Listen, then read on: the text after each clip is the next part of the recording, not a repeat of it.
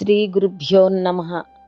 మద్గురుదేవులు చిన్న రామచంద్రయార్లు వారి పాదపద్మములకు నమస్కరించుకుంటూ, శ్రీ సత్యానంద సత్యమయ్యార్లు వారికి నమస్కరించుకొని, శ్రీమద్భాగవత కృష్ణదేశకేంద్రులు వారు రచింపబడిన శక్తి ద్వయ నిరాశకంబైన శుద్ధ నిర్గుణ తత్వ కందార్థ దరువుల నుండి 7వ అధ్యాయము మతాల లక్షణం నుండి 19వ కందార్థము క్రమ సంఖ్య 124. జనులనిరి దేవుడెవరికి కనరాడని, నామ రూప కర్మ జననముల్ గణనతనికి లేవని, ఆ జన వాక్యము బయలుకెప్పుడు సహజము వినరా, అనుమానము చాలించి కనరా, కని నామారూపాదీకములున్న ఎరుకను వినబోక కనబోక విడిచి పెట్టరా పోని సహజమౌ వినరా, అనుమానము చాలించి కనరా. శ్రీ గురుభ్యో నమః.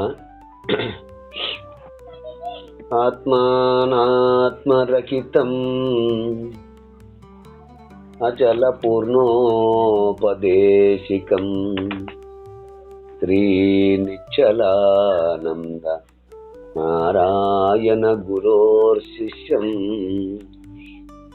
శ్రీశైలవంశాంబుధిరేవ జాతం శ్రీ పరమానంద శంకరేంద్రం గురుం భజామి.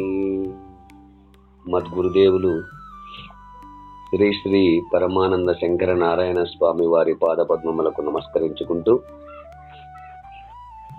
శ్రీమద్ భాగవత కృష్ణదేశకేంద్ర ప్రభువులచే విరచితంబైన శక్తిద్వయ నిరాశకంబైన శుద్ధ నిర్గుణ తత్వ కందార్థ దరువులు 7వ అధ్యాయము మతాల లక్షణము నుండి ఈరోజు మనము 19వ కందార్థాన్ని విచారించుకుంటున్నాము. అంటే క్రమ సంఖ్య 124. క్రిందటి కందార్థములో బిందువు అనగా శుక్లము, ఈ శరీరమునందే పుట్టును, ఈ బిందువు వలన శరీరములు కలుగుచున్నవి.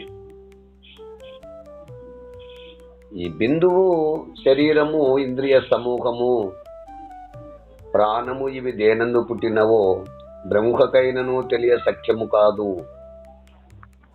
అనగా ఎవరికీ తెలియదు అని భావం. ఇవన్నీ మూలము లేనివని తెలియవలెను. అందుకే మొదట శాశ్వతమైన పరిపూర్ణ పరబ్రహ్మము ఉన్నదని గుర్తించి, లేకనే ఏర్పడిన బిందువు మొదలైన సమస్తమును బ్రహ్మము కాదని విడిచిపెట్టుము అంటూ మనము క్రిందటి కందార్థములో విచారించుకున్నాము. ఇక తదుపరి కందార్థము 7వ అధ్యాయము మతాల లక్షణములో 19వ కందార్థము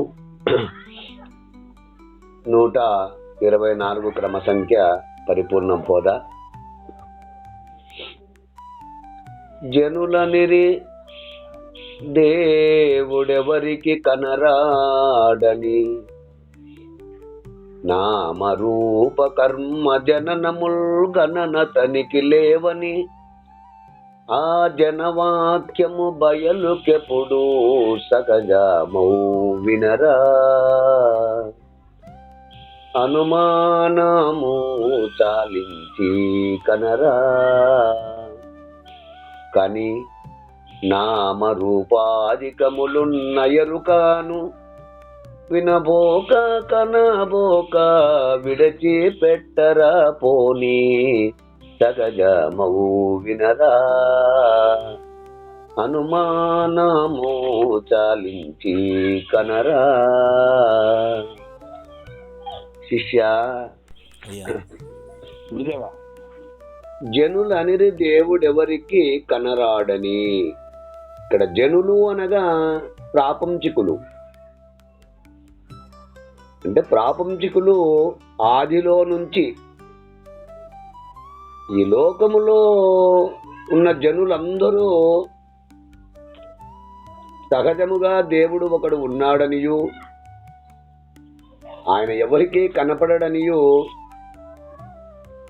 నామ రూప కర్మ జననములు గణనతనికి లేవని, అంటే ఆ నామము గాని రూపము గాని ఒక పని గాని జనన మరణములు విచారించగా అతనికి లేవని, ఆ దేవుని ఎరుగకని చూడకని తెలుపుతుందురు.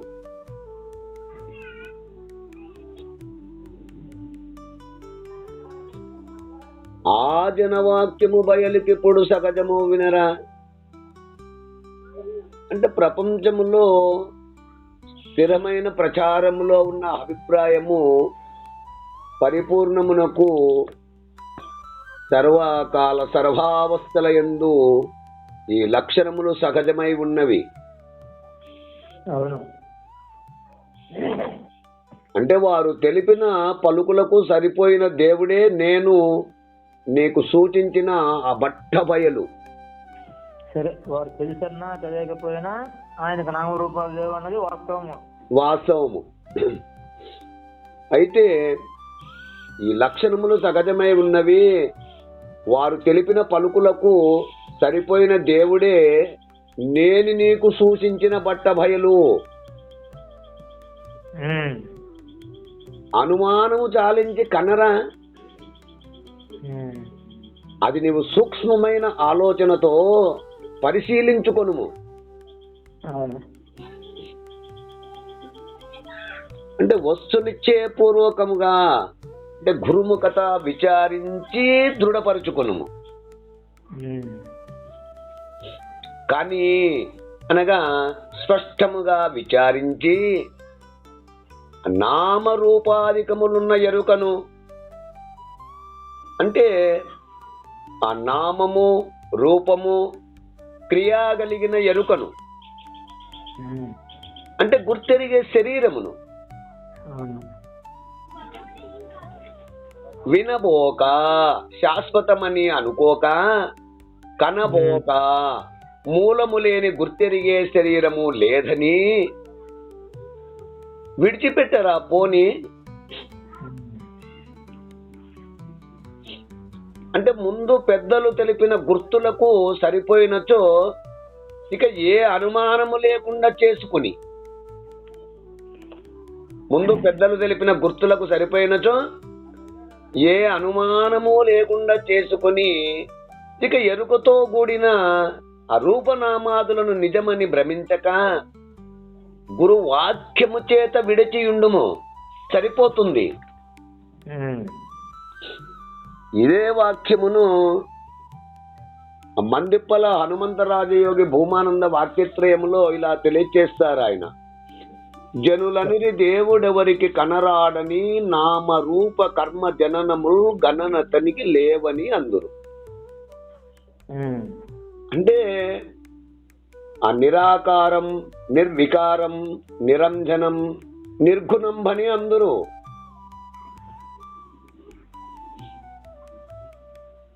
అంటే ఆకారము లేదు, వికారము లేదు, గుణము లేదు అని మనకు అర్థం పగుతున్నది.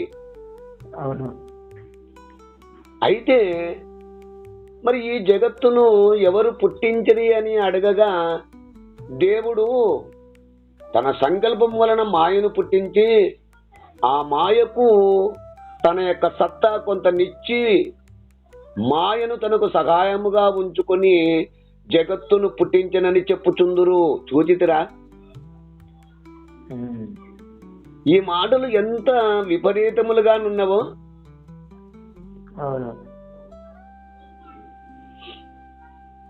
నిరాకారమనగా దేహము లేనివాడు, దేహమే లేనప్పుడు కర్మేంద్రియములు లేవు, అంతరేంద్రియములు లేవు, అంతకన్నా లేవు కదా. మరి దేవుడు మాయను ఏ ఇంద్రియ సంకల్పం వలన పుట్టించను? పుట్టించే సత్తా లేదు. అట్లనుటకు ఇతడు ఏమైనా అవకాశం గలదా అంటే లేదు. వారల జ్ఞానము వారల తెలివితేటలు ఇలాగుననున్నవి గనుక నిజమని తెలియని వారు చెప్పిన గ్రంథములు, అశ్లోకములు, ఉపనిషత్తులు, పద్యములు ఈ ప్రపంచమునందు వేలకు వేలుగానున్నవి. ఈ ప్రపంచములో ఎన్నో గ్రంథములు, శ్లోకములు, ఉపనిషత్తులు, పద్యములు ఈ ప్రపంచమునందు వేలకు వేలుగానున్నవి. అయితే ఇందులో నిజము గ్రహించిన వారు చెప్పినవి ఉన్నవి, నిజము తెలియని వారు చెప్పినవి కూడా ఉన్నవి. అది ఎట్లంటే చూడండి ఒకసారి. సత్యమై, నిత్యమై, కేవలంభై, నిరాకారమై, సచ్చిదానంద రూపాత్మక చైతన్యమై అని చెప్పినారు. అవునాయన చూచారా? ఈ పదాలు ఇక్కడ ఎన్ని చెప్తున్నాము అంటే 5 పదాలు చెప్తున్నాం ఇక్కడ. ఏవేవి? సత్యమై, నిత్యమై, చూడండి, కేవలంబై, నిరాకారమై, 4 సచ్చిదానంద రూపాత్మకమై చైతన్యము అని 5 వాక్యాలు చెప్పాం. చెప్పినతో ఇక్కడ బాగా గమనిస్తే గనక ఆ పై 4 పదములు పరమార్థమునకు పోలి ఉన్నవి. అసత్యము, నిత్యము, కేవలము, నిరాకారము అనేటువంటి 4 పదములు పరమార్థమునకు పోలినవై ఉన్నవి. మరి ఇందులో 5వ పదము సచ్చిదానంద రూపాత్మక చైతన్యము అన్నప్పుడు ఇది మాయకు పోలి ఉన్నది. కనుక పద్యములు ఈ విధముగానే ఉంటవి. నిజము తెలిసిన వారైతే గనక నిరాలంబాయ నిత్యాయ నిర్మలాయ నిరంజన నిత్య శుద్ధాయ బుద్ధాయ వస్మద్రహితం నమః అన్నట్లుగా నిజము తెలిపిన వారి చెప్పిన శ్లోకములు గాని, శృతులు గాని, ఉపనిషత్తులు గాని, లేక పద్యములు గాని ఈ ప్రకారంగా ఉండును. ఇక ఇందులో ఏమాత్రం సంశయం లేదు. సత్యాన్ని తెలుసుకొని చెప్పారు. నిజము తెలిసిన వారు ఎవరనగా శ్రీ మహావిష్ణువు, సూర్యుడు, యాజ్ఞవల్క్యులు, మరి జనక చక్రవర్తి, శ్రీ సుఖమహర్షి, సాందీప మహర్షి, శ్రీకృష్ణ పరమాత్మ, అర్జునుడు, శ్రీధర స్వామి, శ్రీ శివరామ దీక్షితులు, శ్రీ మద్భాగవత కృష్ణదేశిక ప్రభువులు వీరు చెప్పిన శ్లోకములు గాని, శృతులు గాని, ఉపనిషత్తులు గాని, పద్యములు గాని లేదా గ్రంథములు గాని కేవలం నిర్మలముగా ఉండును. అవి మాత్రము ఎక్కువగా తీసుకొని శిష్యులకు బోధించవలను బోధించువారు.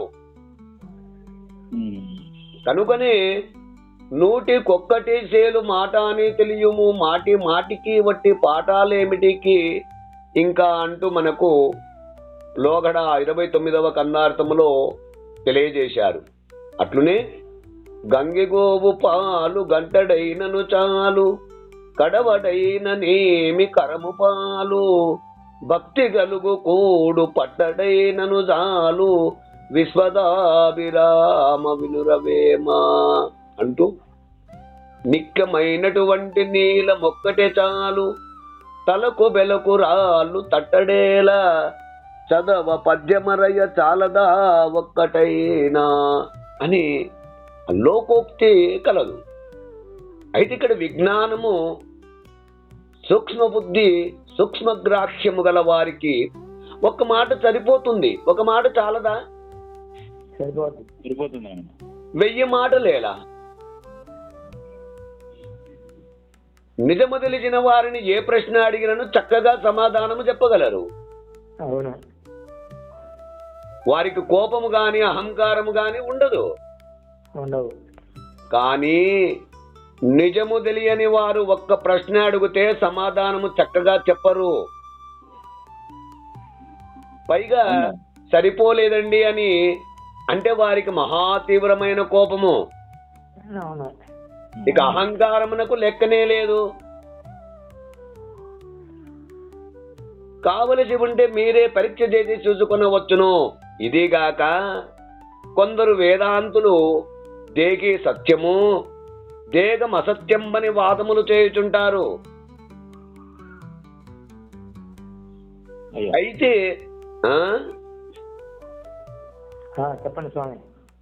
అయితే అదేకి సత్యము దేగం అసత్యం అని వాదములు చేయుచుంటారు.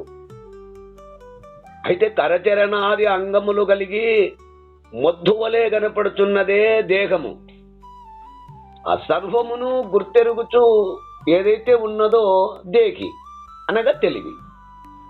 ఈ దేగిని విడిచి దేగము గాని దేగమును విడిచి దేగే గాని పనులు చేయలేవు. రెండు ఒక్కటైన ఎడల ఏ పనులైనా గాని చేయగలవు. ఒకదాన్ని విడిస్తే ఒకటి చేయలేవు.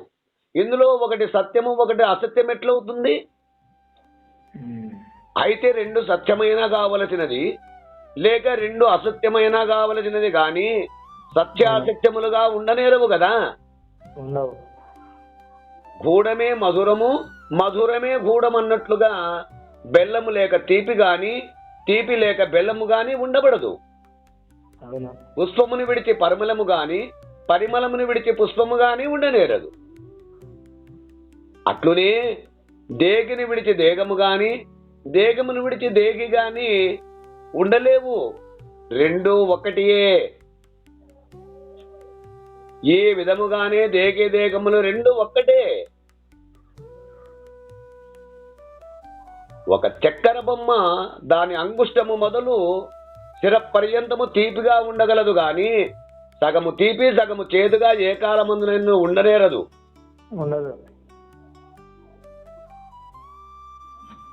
నిజము తెలియని వారు విచారణ కూడా ఇలాగుననే ఉండును. నిజము తెలియని వారి విచారణ కూడా ఇలాగుననే ఉండును.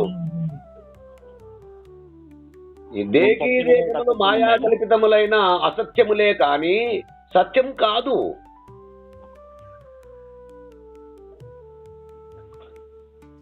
మాయ అసత్యమైనది, అశాశ్వతమైనదైనను దాని యందు వ్యవహారిక సత్యమున్నదని చెప్పినారు. అయితే సత్యాలు మూడు రకాలు. ఏంటి నాయన? అవి ఏవనగా ఒకటి ప్రాతిభాషిక సత్యము, వ్యవహారిక సత్యము, పారమార్థిక సత్యమని ఈ మూడు సత్యములు మూడు విధములు అన్నమాట. మూటిని వివరించండి. అయితే ఇక్కడ వ్యవహారిక సత్యం అనగా ప్రాతిభాషిక సత్యములో ఇక్కడ వ్యవహారిక సత్యము పారమార్థిక సత్యం మూడు విధములుగా ఉన్నది. అయితే వ్యవహారిక సత్యం అనగా ఎటువంటిదో అని శంక కలగవచ్చు. అది ఎలాగంటే ఒక 100 దొంగలు ఏకమై ఒక పట్టణంలో సౌకారి ఇంటికి బందిపోటు వేయడానికి గాను ఒక రోజు రాత్రి వెళ్ళి ఆ సౌకారి ఇంటి తలుపులు పగలగొట్టి తాళాలు బ్రద్దలు కొట్టి లోపలికి పోయి ఆ ఇంటిలోనున్న వారిని అందరినీ అనేక విధములుగా బాధించి హింసించి ఆ ఇంట్లో ఉన్నటువంటి ఆ వెండి బంగారము మొదలైనటువంటి వస్తువులు విలువైన వస్తువులన్నీ కూడా మూటలు కట్టుకొని బయలుదేరి ఇక ఒక కొండలోకి చేరుకున్నారు అందరూ. ఇక చేరిన తర్వాత ఏం చేయాలి? వారు ఏదైతే దొంగలించుకొచ్చారో అంటే అపహరింపబడిందో ఆ అపహరింపబడినటువంటి యొక్క ఆ దొంగ సొమ్మును ఆ దొంగలించబడిన ధనమును విభాగించుకున్నారు అందరూ తలా ఇంత. అప్పుడు వారిలో ఒకరికొకరు వాదన చేసుకుంటూ అదంతయు ఎందుకు మనకు రామన్న ఉన్నాడు కదా కనుక ఆ ధనమంతయు కూడా ఆ రామన్న చేతిలో పెడితే మనం తెచ్చిన సొత్తు అందరికీ సమభాగములుగా పంచగలవాడు, సమర్థుడు, బుద్ధిమంతుడు, మనందరికంటే కూడా పెద్దవాడు అని నీ ముందు ఉంచుతున్నాము ఓ రామన్న, అందరూ నువ్వే సమభాగముగా పంచు అని చెప్పని ఆయన చేతులు పెట్టారు. అప్పుడు అనగానే అప్పుడు ఆ రామన్న అన్నాడు, ఓ ఎంకన్నా ఎంత మాట్లాడుతివి, నేను పిల్లల గలవాడను, ఒకరిని అన్యాయం చేయను, మోసము గాని చేసేవాడిని గాను, మీరు చెప్పినట్లుగా అందరికీ న్యాయముగా పంచగలను అంటూ ఆ రామన్న జవాబిచ్చాడు వెంకన్నతో. చూచారా, దొంగలు వారు. మరి ఆ దొంగ సొమ్ము కూడా వారు మాట్లాడుకునే మాటల్లో ఎంత సత్యం ఉన్నదో చూడు. వారు దొంగలైనను సరే, వ్యవహారము అంటే కేవల దుర్మార్గమైనను కూడా, ఆ సొత్తును అన్యాయముగా తెచ్చినదైనను వారు మాత్రము అంటే పంచుకునేటప్పుడు విభాగించుకొనుచున్న సమయమునందు అక్కడ న్యాయము సత్యం కావాల్సి వచ్చింది. అవును. ఒకవేళ ఆ సమయమందు న్యాయము సత్యము లేకపోతే వారు చేసినటువంటి వ్యవహారమైనకంత భంగము తప్పక వాటిల్లుతుంది. అవును. కనుక దీనిని ఏమన్నారు అంటే వ్యవహారిక సత్యం అని చెప్పవలసి వచ్చింది. చూడు, అసత్యమైనప్పటికీ కూడా అందులో సత్యం ఉంది. అవును.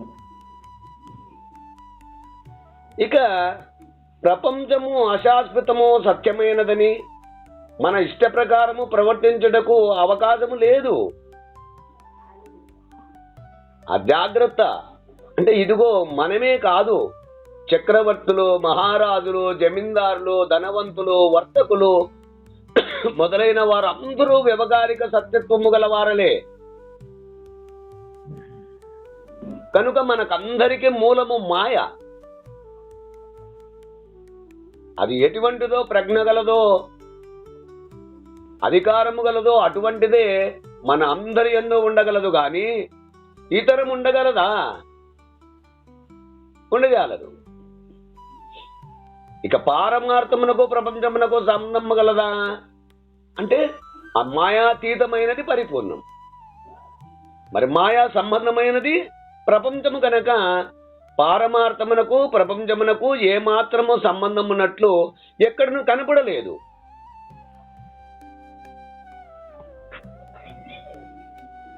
ప్రపంచమునకు సంబంధము లేని పారమార్థము ఉండనేమి, లేకున్నానేమి ఫలము అని శంక కలగవచ్చును. కానీ ప్రపంచమనగా జననమరణ రహితమైన మోక్షము కావలసిన సమయమునందు మనమే పారమార్థమును ఆశ్రయించవలసి ఉన్నది. కానీ నన్ను ఆశ్రయించమని పరమార్థము ఏ కాలమందును కోరదు. అట్లు కోరితే ఆశ్రయించితే మాత్రము ఆ శబ్ద స్పర్శ రూప రసగంధములు లేనటువంటి పరమార్థము, ఆ శబ్ద స్పర్శ రూప రసగంధములు గల మనకు ఏ విధంగా సహాయం చేయను అని సందేహించవచ్చును. ఎలాగంటే ఆ విషముద్రావి చావవలనని సంకల్పము మనకు ఏ కాలమందునను రాదు. కానీ ఒకప్పుడు ప్రాణత్యాగము చేసుకునేవలెను అని సంకల్పం కలిగినప్పుడు మాత్రము విషమును తప్పక ఆశ్రయింపవలసి వచ్చుచున్నది. ఈ తీరుననే మనకు జన్మరహితమైన మోక్షము కావాలని ఇచ్చగలిగిన నాడు పరమార్థమును ఆశ్రయించవలసి వచ్చుచున్నది. అవును. లేని ఎడల దాని అవసరము దీనికి లేదు, దీని అవసరము దానికి లేదు. ఇందులో ఏమైనా సంశయం లేదు కదా. ఈ విచారణ చాలా బాగుగానే ఉన్నది, కానీ నిరీశ్వరవాదము లేక శూన్యవాదము అని కొందరు సందేహించుతుందరు. ఇందులో నిరీశ్వరవాదం అనగా దేవుడు లేడనే వాదము, శూన్యవాదం అనగా ఏమీ లేదనే వాదము. కానీ దేవుడు లేడనే విచారణ మనం ఇంతవరకు చేయనేలేదు.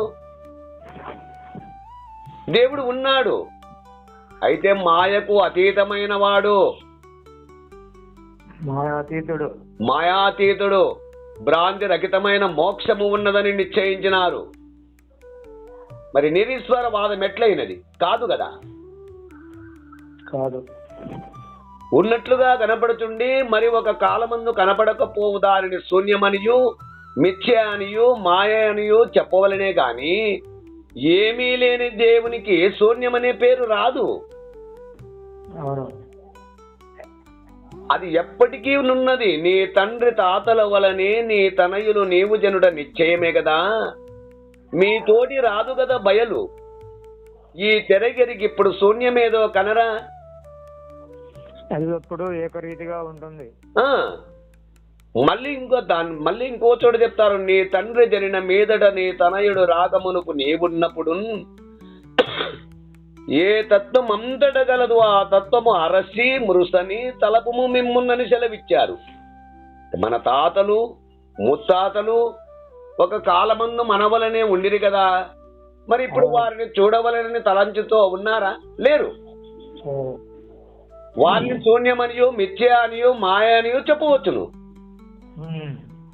మన తాత ముత్తాతల వలె మనము కూడా ఒక కాలమునకు లేకపోవారమే కనుక మనమే శూన్యము కాని పరమార్థము అటువంటిది కాదు.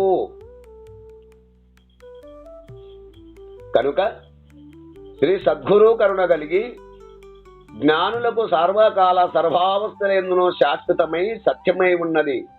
కను మూసిన కను తెరచిన కను మరుగింతైను లేక కానంబడుచున్ అన్నట్లుగా చూడండి, శూన్యమనుటకు ఇచ్చట ఏమైనా అవకాశము కలదా? లేదు. అయితే లోకములో శివుడు, విష్ణువు, రాముడు, శక్తి మొదలైన నామముల యందు భక్తి కలిగి సేవించుచున్నారు కదా. అవును. వారిని ఏ కాలమందైనను ప్రత్యక్షంగా చూచారా? లేదు. పోనీ ఒక కాలమందు కనపడి ఉండవచ్చును, అప్పుడే కనబడే చప్పున అదృశ్యమైపోయినారేమో, కానీ సర్వకాలము సర్వావస్థల యందు కనపడుచుండిరా? కనపడటం లేదు. జ్ఞప్తికి వచ్చినప్పుడు లేక బుద్ధికి స్ఫురించినప్పుడు ఏమో కానీ కనుల కగుపడుచుండిరా అంటే లేదు కదా. అందుకని శూన్యమేధో మీరు ఆలోచించవలసినది. లోకుల వాదమే శూన్యవాదమాయను. అట్లంటే తిట్టవస్తారు లేక కొట్టవస్తారు. సత్యం జన విరోధాయ అసత్యం జనరంజనమని పెద్దలు మనకు ముందే తెలిపి ఉన్నారు. కనుక లోకులకు సత్యము చెప్పిన ఎడల కోపము వచ్చుచున్నది కనుక అసత్యమే చెప్పవలెను. ఎందుకు అంటే కర్మపూరిత దేగానాం ధర్మశాస్త్ర మరోచకం చర్మఖండన భక్ష్యానాం శూన్యం ఘృతమరోచకం అన్నారు. అయితే ఈ ప్రకారము విచారణ చేసేవారలు ఈ కాలమందు గాని ఇంతకు లో గాని ఉన్నారో లేదో మాకు ఒకరైనను కనపడరు అని మీకు సందేహం కలగవచ్చును. వినవలసినది అప్పటికిన్ని ఇప్పటికిన్ని ఎప్పటికీ ఉన్నారు. అయితే వారు గుర్తులకు చిక్కేవారు కారు. ఎలా అంటే సన్యాసులు, యతీశ్వరులు, స్వాములు, దండి, మహాదండి మొదలైన వారుల వలె ఉండేవారు గారు. గురువులమనే పేరు పెట్టుకొని వేషములు ధరించి ఆ పేరు పరిస్థితులకు ఊరూరు తిరిగేవారు కాదు. ఆ వేదాంతులమని లేనిపోని వాదములు కల్పించుకొని ఆ తర్క వితర్కములు చలిపేవారు కాదు. అహంకార రహితమైన నడత గలవారు, సాధు హృదయులు. అట్లు రాజయోగం అవలంబించే సంసారమునందే ఉన్నారు. కనుక అట్టి వారిని మనం ఆశ్రయించి తెలుసుకోవాలి అంటే తనుమన ధనములు వినయంబున దారపోసి వేడుక గురునిచే అనువైన బోధపడచిన కర్మతి మంతులు సమరస ప్రజ్ఞ గలవారలు జనుల వలె జరుపు పనులను అంటూ ఆర్యోక్తిని అనుసరించి అందరి వలనే నడుచుకొనగలిగిన నేర్పు గలవారలు. అట్టివారు జలము నెడబాయనొల్లని జలచరముల టీవి భూని సచ్చిష్యుడు కురుజలజంబను పీఠముపై నిలిపి ఇతరము మాని గురువునే కొలుచుటుమి అని ప్రమాణమును అనుసరించి ఆ సర్వకాలము ఆ గురునామ స్మరణయే దీక్ష గలవారలై నిందాస్తుతులకు చెవియొగ్గని వారలు అప్పటికీ ఇప్పటికీ ఎప్పటికీ కృతయుగ త్రేతాయుగ ద్వాపర యుగములందేగాక కలియుగమునందు కూడా మరి ఇప్పటికీ కూడా ఉన్నారు అంటూ మనకు ఈ కన్నార్థమునందు భావమును తెలియజేస్తున్నారు. ఈ కన్నార్థ భావాన్ని మీరు కూడా అందుకుంటారని కోరుకుంటూ జై గురుదేవ. జై గురుదేవ. జై గురుదేవ. జై గురుదేవా.